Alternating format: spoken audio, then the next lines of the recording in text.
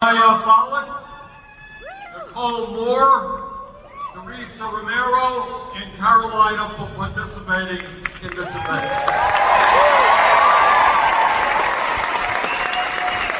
Mostly let me thank Congresswoman Alexandria Ocasio-Cortez.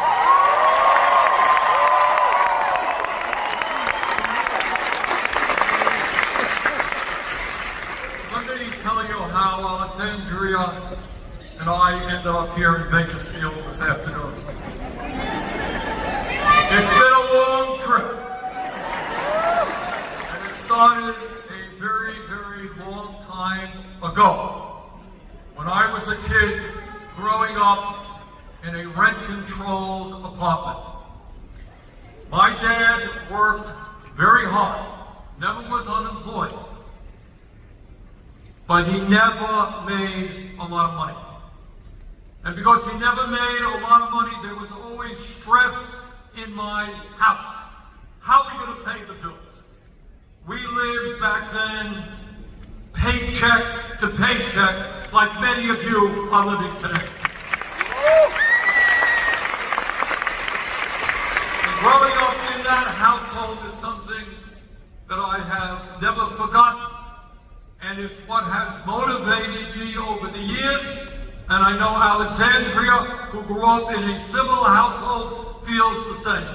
That we want an economy that works for all of our people, not just the few.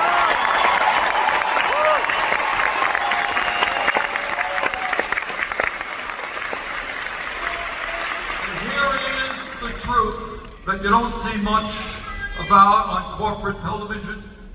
And you don't hear it all in the halls of Congress.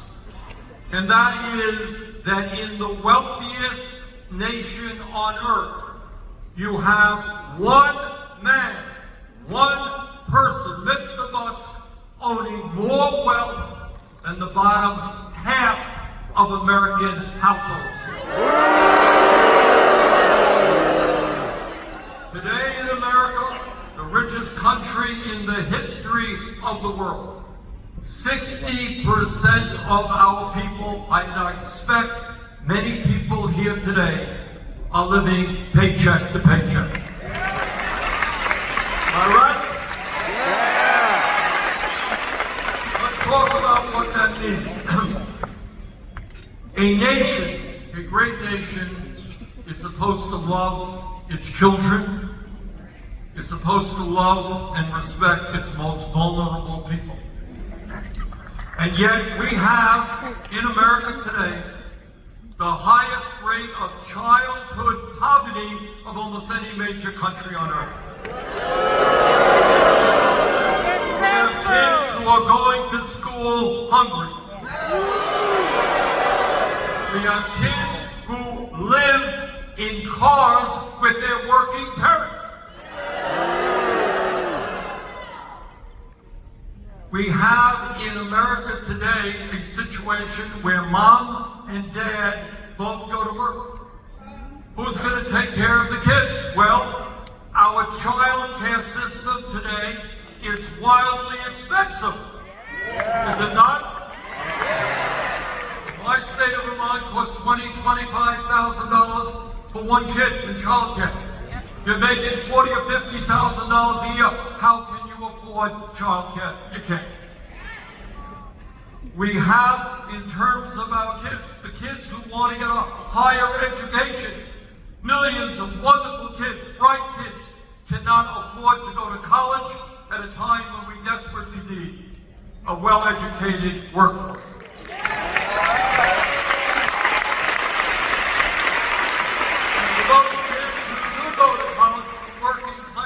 Homes, many of them end up $50,000 or $100,000 in debt. It's not just the kids. I want you to hear what we do for the elderly. Again, I would not be telling you this if we lived in a poor country. This is not a poor country. The richest country in the history of the world, 22% of our senior citizens are living on $15,000 a year or less. I don't know how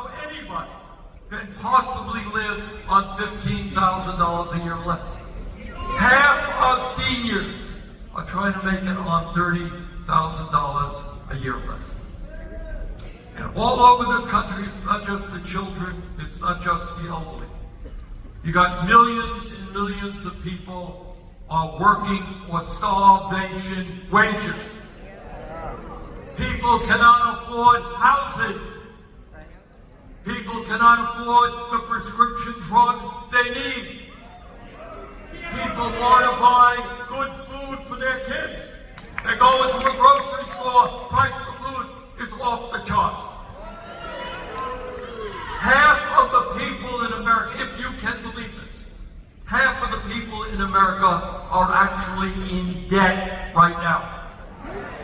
Anybody here have credit card debt? People have the money, they go into debt. And what is the interest rate you're paying on credit cards? 20, 25%? 30%. 20%.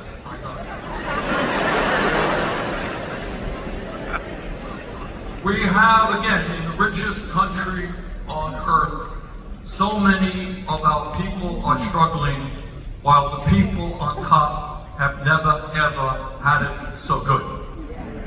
Today in America, it's not just that one guy, can you imagine, one person owning more wealth than the bottom half of American households. That is insane.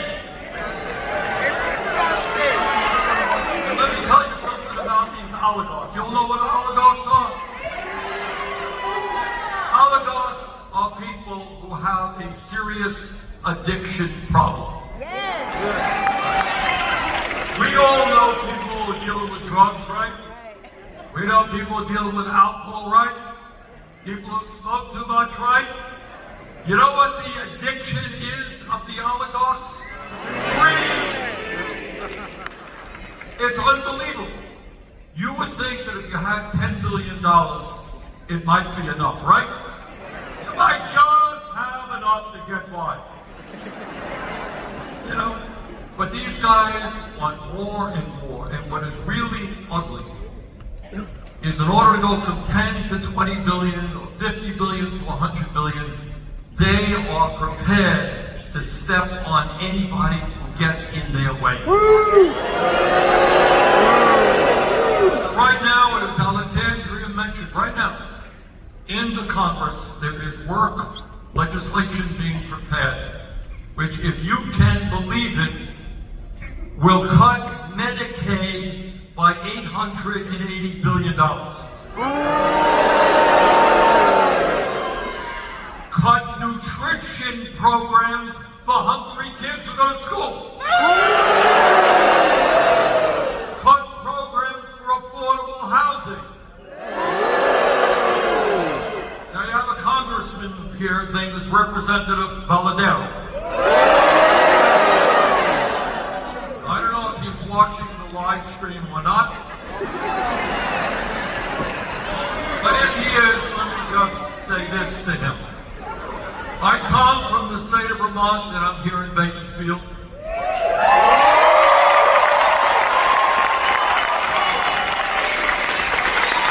Alexandria comes from New York, and she is here in Bakersfield. Now, Mr. Congressman, you live in this district. Why don't you show up at a town meeting?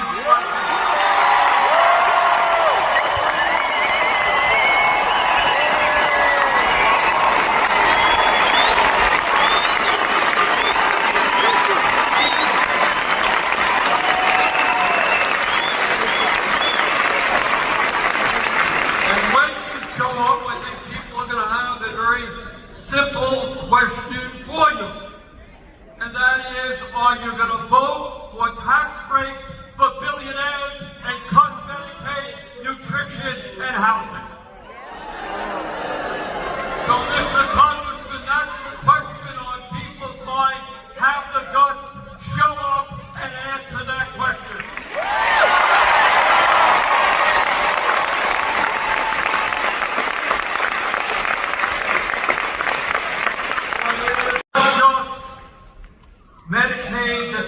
cut. Right now, if you can believe it, Mr. Musk is running all over Washington, D.C. in order to cut Social Security, to cut veterans programs. Now, you know, I bet we have many veterans who are here right now. And veterans have put their lives on the line to defend this country. And veterans are entitled to good quality health care. And we don't need the richest guy on earth to be cutting 83,000 positions from the Veterans Administration. We don't need massive cuts from the Social Security Administration so that elderly people and disabled people will not be able to get the benefits they paid into. So some of you are wondering, how does it happen that you got an administration who's acting on behalf of a handful of billionaires against the needs of the vast majority of the American people? And the answer is very simple. We have a corrupt campaign finance system.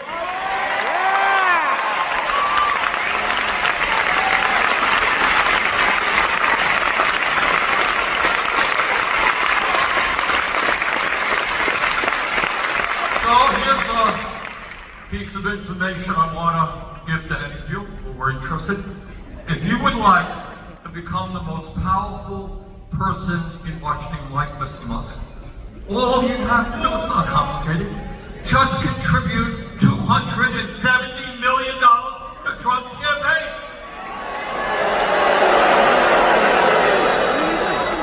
We have a corrupt campaign finance system which allows billionaires through their super PACs to spend as much money as they want to elect their right-wing candidates and defeat candidates who stand up for the working class. And when we talk about where we want to go as a nation, at the top of my list is the end, this disastrous Citizens United Supreme Court.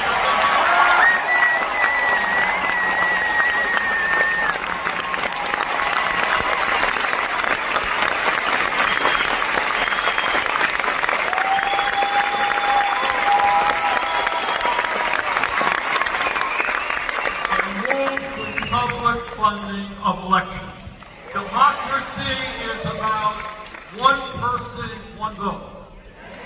It is not about billionaires buying elections.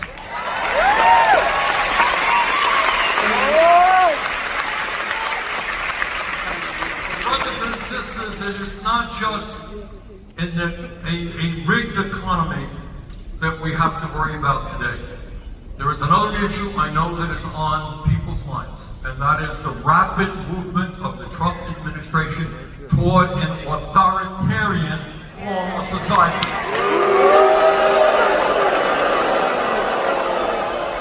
You know, the people who wrote our Constitution back in the 1790s were nobody's dummies. They were smart guys. They had just fought a revolutionary war against the most powerful person on earth, the King of England. And this guy was an autocrat. He had all the power. So these guys are writing a new constitution for a new country, and they say, you know what? We want a separation of powers. We don't want one person to have all the power.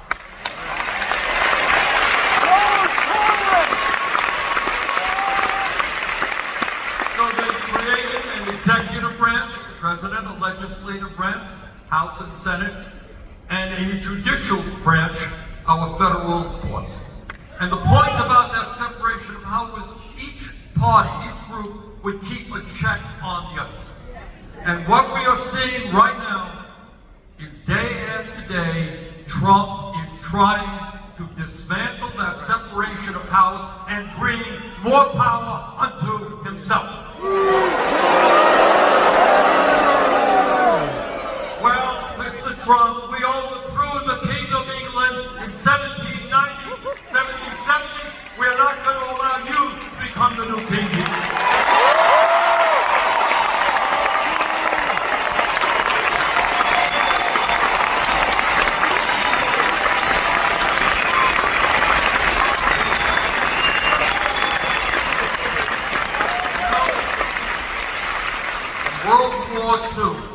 During World War II, some 400,000 young Americans, men and women, died to defeat fascism and authoritarianism. And I will be dead if we're going to dishonor those men and women who fought and died for democracy by allowing Trump to become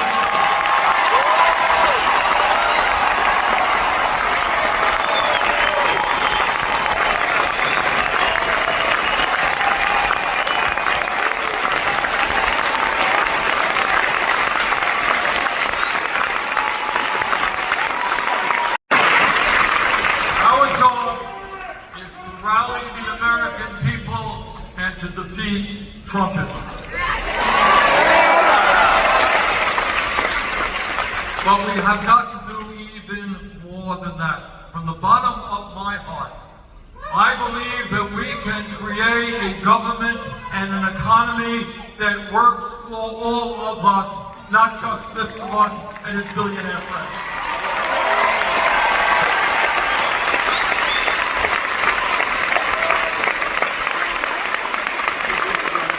In America, no worker should be working for starvation wages.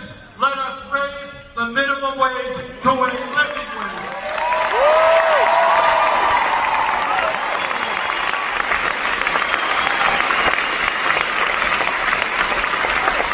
In the United States today, we are the only major country not to guarantee health care to all people as a right. We spend twice as much per person on health care as the people of any other nation, and yet 83 million Americans are uninsured or underinsured, and we pay the highest prices in the world for prescription drugs. It is my deepest held view that health care is a human right, not a privilege.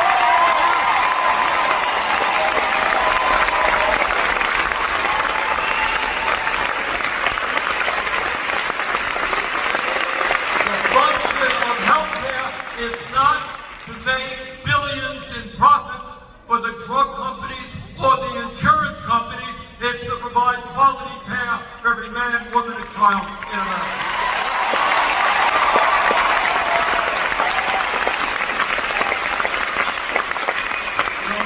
Trump is big into deporting people. Well, maybe he might want to deport the crooks in the pharmaceutical industry.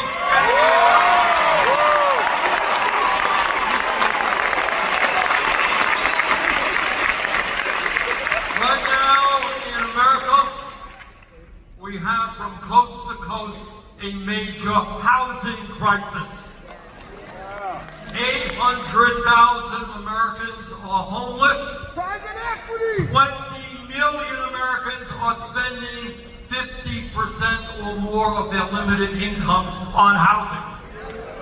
Well, maybe instead of spending $1 trillion a year on the military, how about building 5 million units of low-income and affordable housing?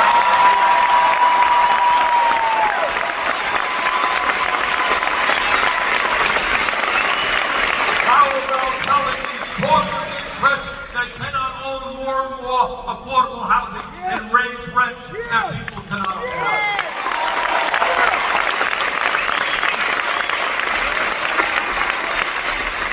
We are never going to have the kind of country we want unless we have the best educated workforce in the world.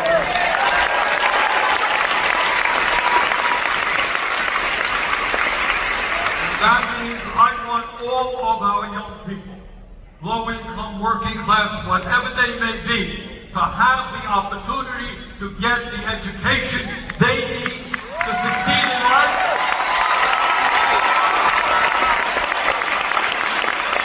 And the training they need. We need to rebuild our crumbling infrastructure. We need construction workers who have the training to help us do the necessary work. We need more doctors. We need more nurses. We need more dentists. We need more carpenters. We need more electricians. Let's train our workers.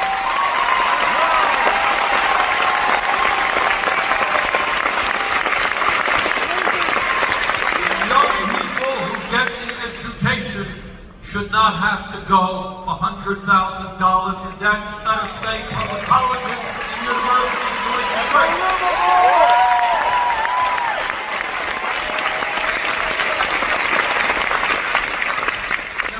Sometimes my critics say, well, Bernie, those are great ideas. How are you going to pay for them? I will tell you how we're going to pay for them. We're not going to give the billionaires more tax breaks. We're going to demand them stop paying.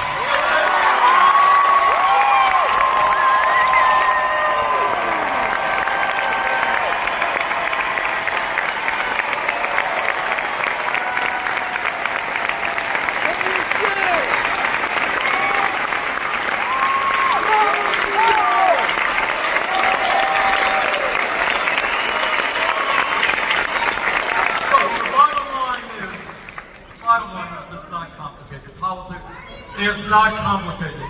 The bottom line is, which side are you on? Are you on the side of the billionaire class, or are you on the side of the working class of this country? We know which side we are on.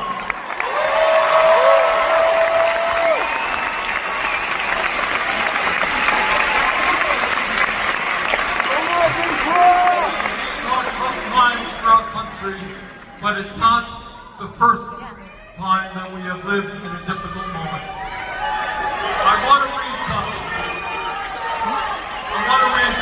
if I might. In 1857, Frederick Douglass, you all know who Frederick Douglass was? He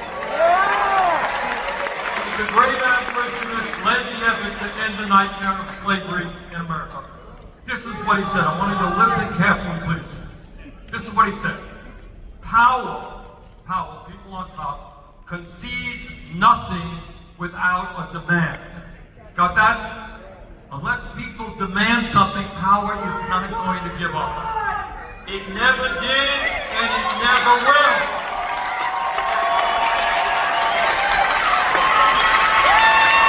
Find out just how many people will quietly submit to, and you have found out the exact measure of injustice and wrong which will be imposed upon them. In other words, what Douglass said way back when then is relevant today. If we sit back and allow the billionaire class and the oligarchs to do with us what they want, they will succeed. Our job now is to stand up and tell them enough is enough.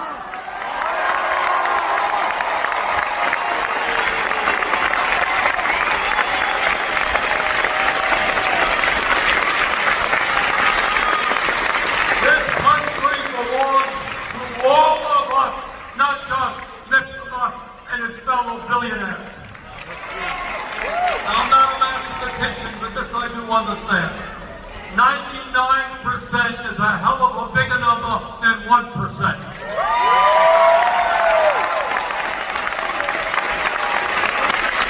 So if we stay together and not allow Trump to demagogue us, to divide us up based on the color of our skin, or where we were born, or what our language is, or our sexual orientation.